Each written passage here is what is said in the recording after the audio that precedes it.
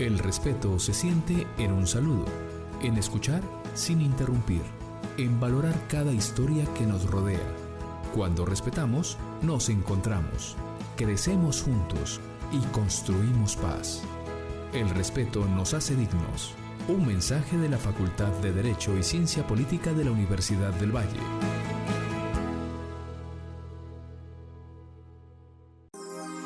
A esta hora, en Mediodía Noticias, la nota jurídica, con la decana de la Facultad de Derecho y Ciencia Política de la Universidad del Valle. La nota jurídica.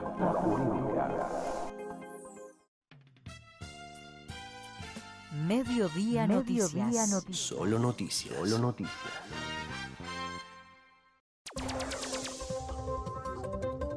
En Colombia, 12 del día 33 minutos en el territorio colombiano, y van con invitados de lujo para seguir observando el tema relacionado con el terremoto.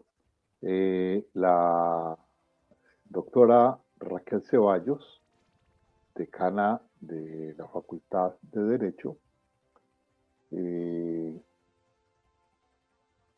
nos ha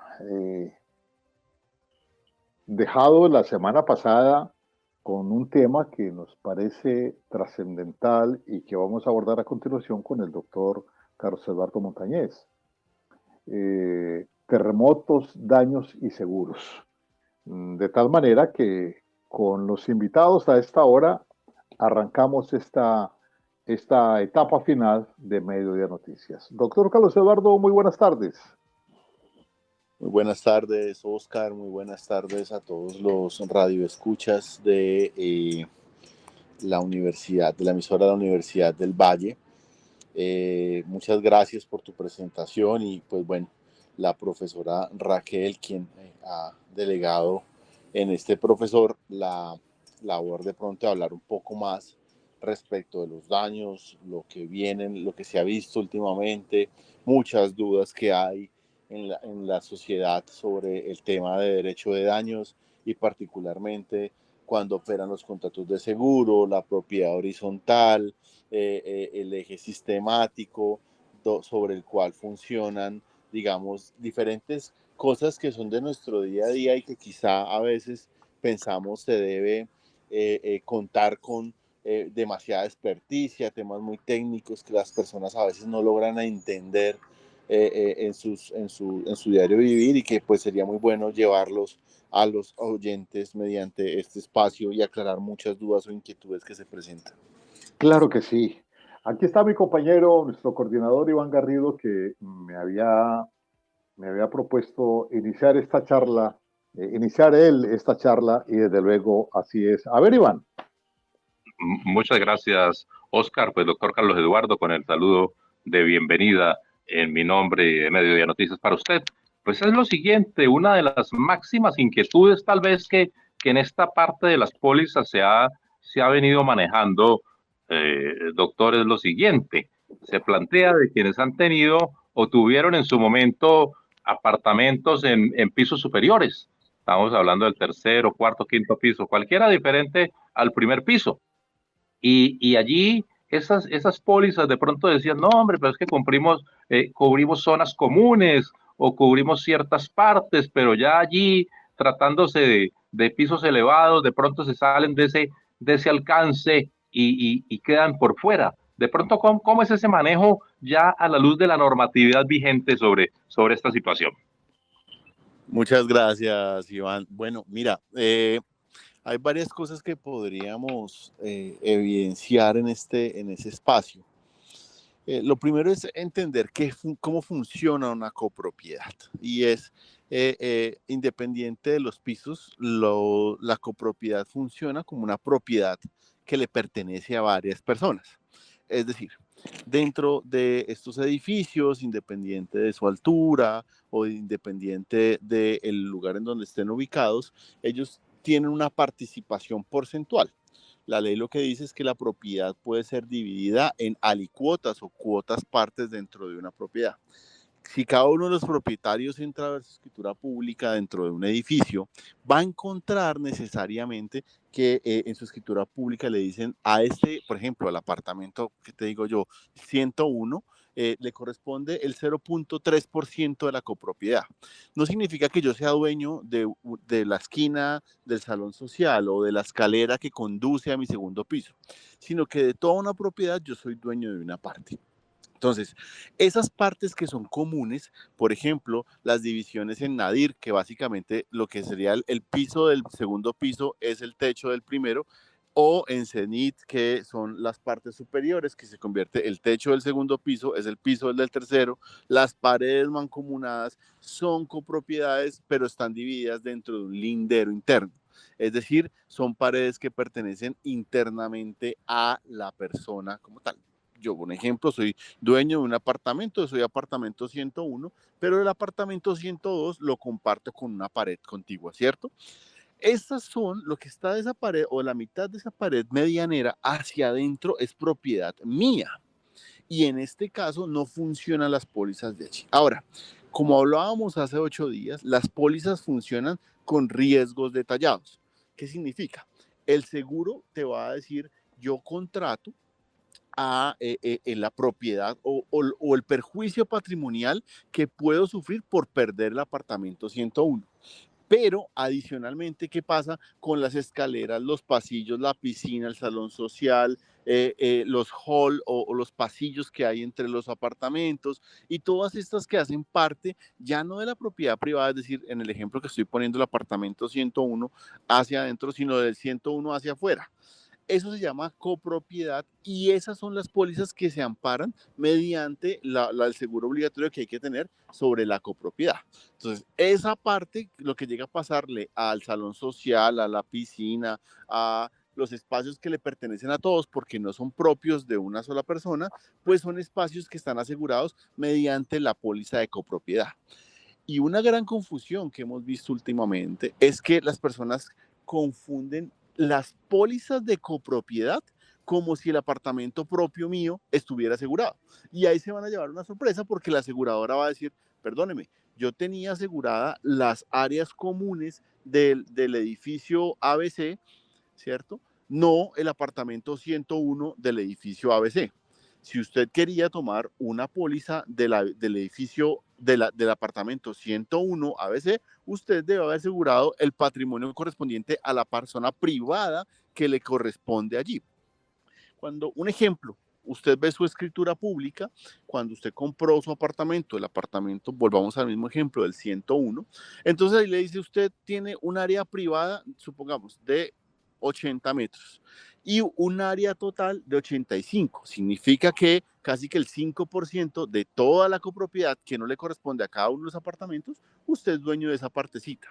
Cuando la aseguradora indemnice esta parte de la copropiedad, pues a usted le corresponderá simplemente lo que correspondería al 5% de la indemnización de esa completa copropiedad. No sé si me hago entender. Entonces, en ese ejercicio, digamos que hay una confusión general frente a ese tema. No sé si he sido claro, Iván. Sí, Sí, claro. claro. Sí, doctor, no, totalmente claro. Mire usted que allí ya quedó resuelto el 100% de esa inquietud que yo le planteaba y que de pronto mucha gente no lo tiene claro. Pero mire usted que eso es una explicación muy didáctica, muy real y muy ajustada a nuestras normas, doctor Carlos Eduardo. Ahora, ¿qué acontece, doctor Carlos Eduardo, si el primero no está asegurado, el segundo tampoco, y yo en el tercero aseguré?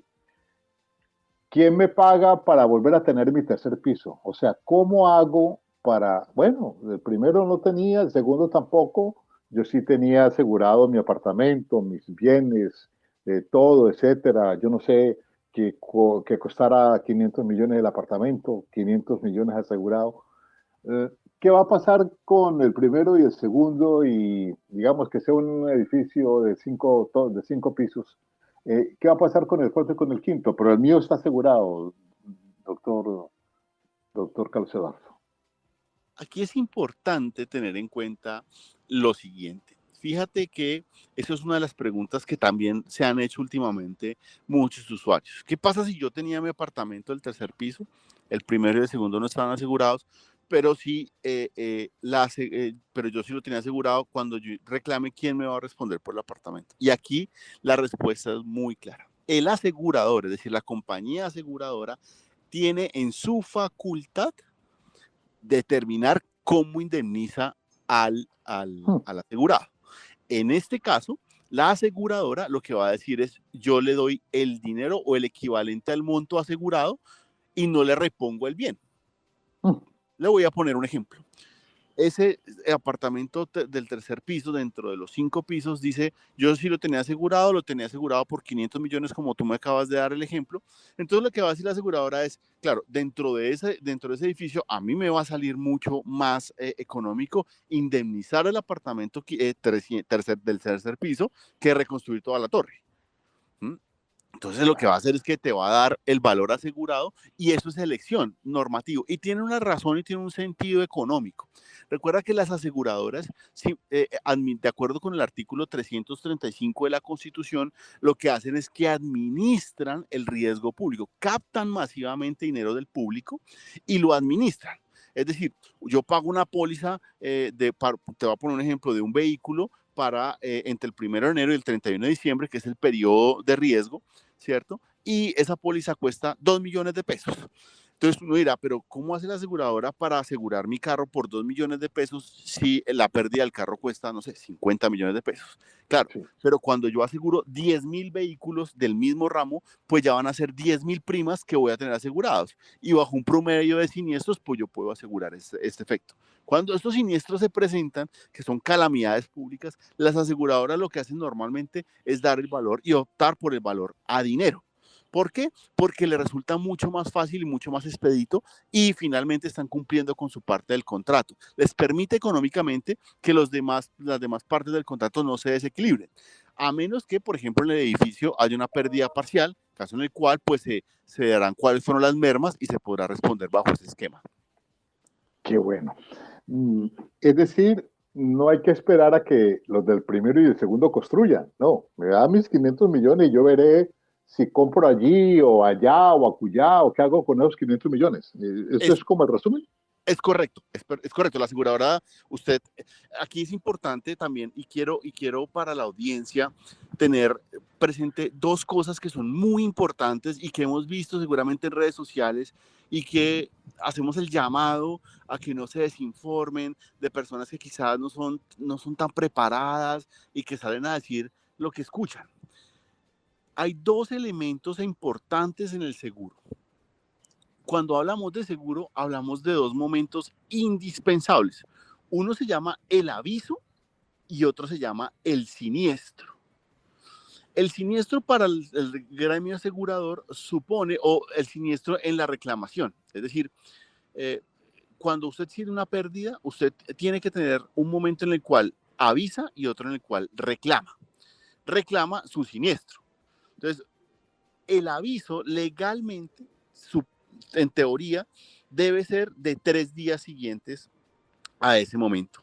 Es decir, en teoría, legalmente, si uno fuera a la norma pegado a la ley, encontraría que después del primer día, o sea, el 14, el 11, 12, el 13 de agosto, deberían haber todos avisado que tuve un daño. Eso normativamente es lo que dice, pero la Corte Suprema de Justicia, la jurisprudencia, de hecho, espere, porque hay situaciones en las cuales ese aviso o puede ser mayor o puede ser, digamos, laxo en el aseguramiento. Ya Fasecolda ha dicho: el aviso del terremoto es un hecho que es un hecho público, que jurídicamente son hechos que no son susceptibles de ser probados, razón por la cual el aviso de los 3 días tiene que estar despreocupado a las personas. Pero viene la reclamación, que es a lo que voy. La reclamación en un siniestro supone que la persona que sufrió, pues ya sabemos que pues en 3 días las personas están pendientes de las vidas de sus seres queridos, no de saber cuánto se perdió. Más adelante, cuando va pasando el tiempo, uno va tomando ya más conciencia y así puede ir y reclamar. Cuando yo reclamo como asegurado, es decir, volvamos al ejemplo del apartamento 101, yo como dueño del apartamento 101 les digo, voy a la aseguradora y tengo que demostrar dos cosas, ocurrencia y cuantía. Entonces ya hemos escuchado que mucha gente dice, es que estoy esperando el informe de la alcaldía o el informe de la aseguradora o el informe de la ingeniería. ¿Para qué? Para demostrar a la aseguradora cuánto fue mi pérdida. Entonces la aseguradora puede decir, si hay una pérdida parcial, pues yo lo indemnizo parcialmente. Porque aquí es importante tener presente una cosa. La aseguradora, o mejor, el efecto de indemnizar en Colombia o bajo el sistema jurídico en el que estamos, no supone enriquecimiento para ninguna de las partes. La teoría indemnizatoria lo que dice es tratar de dejar en la medida de lo posible el daño o el daño o resarcirlo justo antes al momento en el que se presentara. Entonces, yo demuestro cuánto fue mi pérdida porque yo no me puedo enriquecer por la obtención de un seguro. A diferencia del seguro de vida, que en el seguro de vida, fíjense, se asegura la vida, pero no es que se enriquezca, simplemente es mi capacidad de pago la que permite saber cuánto voy a asegurar. Por ejemplo, yo compro un seguro de vida y digo, en caso de mi muerte, pues tengo la capacidad de pago para comprar 200 millones de pesos. Entonces, al presentarse ese hecho, pues se indemnizan los 200 millones independientemente de que se le esté poniendo un valor a la vida. Eso es el costo asegurable. En el seguro de daños no, yo debo probar la ocurrencia y la cuantía. Al demostrar la cuantía, tengo que decirle a la aseguradora, mire, esto fue lo que yo perdí. Y eso no lo hace ni el youtuber, ni el instagramer, ni a mí que me parece que yo puedo vivir ahí, sino lo hacen son personas, arquitectos, ingenieros que determinan si efectivamente ese bien se puede volver a habitar o no se puede volver a habitar. Si no se puede volver a habitar, pues la pérdida es total y la aseguradora deberá cumplir con el pago de la indemnización. Si el daño es parcial y se puede volver a habitar, pues la aseguradora determinará si acude devolviendo el valor de lo que pudiera llegar a ser o, digamos, entrega los materiales para ello. Pues bien delicado, porque imagínense, Iván y doctor Carlos Eduardo, que aquí viene el caso de los carros. A mí me daña mi carro, me lo apachurra, me lo rayan, y entonces la aseguradora dice, no hay que cambiarle, no hay que cambiarle ese pedazo, es solamente pintar. Y yo digo, no, pero es que mi carro no va a quedar igual pintado así le cambian esa parte que se rompió. En el caso del apartamento, una fractura que uno haya observado y que le genera a uno esa inseguridad. Iván, imagínese usted, Iván. Claro, ahí hay un déficit, pues por decirlo así, o un faltante que habría que ajustar, y es lo que muchos también dicen, bueno, ahí entonces cómo hacer, cómo se concilia, cómo se manejaría eso, es Para otra que de no las haya, inquietudes que se para generarían. que no haya evaluación del bien, digo yo, pues. Claro. Doctor Carlos Eduardo. Claro, en ese escenario, digamos que las aseguradoras, al contrario de lo que las personas consideran, la mayoría de aseguradoras son muy prestadas a tratar de solucionar prontamente ese tipo de siniestros, porque en la medida en que se haga más complejo el pago de ese tipo de indemnizaciones, pues va a ser mucho más complejo y va a ser mucho más costoso para la aseguradora indemnizar. Ese tema de la zozobra, digamos, de no querer estar en un lugar porque se afectó parcialmente, digamos que como lo digo yo, técnicamente la ocurrencia debe estar completamente evidenciada, de tal forma que, y su costo, de tal forma que la aseguradora no, tiene unos rangos. Es decir, cuando usted dice me apachurra un carro, usted normalmente en seguros a veces ve algo que se llama el salvamento. Cuando usted me acaba de poner un ejemplo muy claro, y es en el caso en el que, digamos, a mí me dañan mi carro, y usted, la aseguradora le dice, me daña el carro, yo le doy la plata equivalente al valor del vehículo y ya quedó indemnizado y se acabó. Pero la aseguradora se queda con ese vehículo. Eso que se queda es lo que salva a la aseguradora de lo que se perdió, es decir, el salvamento. Entonces la aseguradora lo que va a hacer es que va a decir, esto se podrá salvar, y eso es matemáticamente medible. Si sale más costoso repararlo que indemnizarlo completo. y entonces normalmente lo que suceda o lo que va a suceder es que en ese tipo de cosas la aseguradora va a decir, la mampostería me cuesta tanto, yo prefiero indemnizar completo el valor asegurado a no tener que incurrir en el tema de las reparaciones, seguirlo haciendo así. Mucho más cuando la calamidad está dada. Lo que quiere la aseguradora es precisamente tratar de salir pronto del estado de emergencia para tratar de indemnizar prontamente a cada uno de sus asegurados. Claro, partiendo de la base de lo que hablábamos hace 8 días, que en Colombia, digamos que la cultura aseguraticia, aunque ha crecido, es muy significativamente menor a la que tenemos en otros países un poco con más conciencia de seguro. Sí. Doctor Carlos Eduardo, para terminar, nos quedan 3 minuticos. Por favor, ¿qué recomendación que no le hayamos preguntado, ni Iván ni yo, haría usted a los oyentes de Medio de Noticias, usted como abogado, como conocedor del tema? Hombre, no me han preguntado este tema y yo lo considero trascendental y quiero hablar sobre eso en 2 minuticos.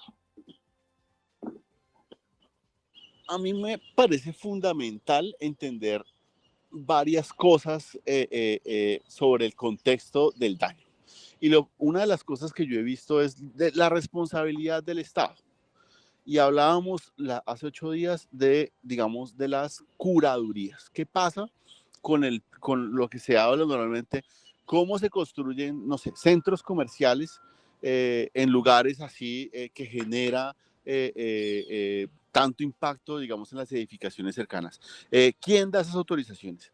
Esos no son seguros, no es que el Estado esté asegurado. Habría que demostrar que a través de las curadurías, y esto es importante tenerlo en cuenta, que las curadurías son las entidades del Estado que a través de un privado, que es un curador, permite que se determinen, que con un estudio de suelo se hagan construcciones, se hagan edificaciones, se abra un poco, se dé el permiso para que un arquitecto, una persona que sepa, haga determinada obra.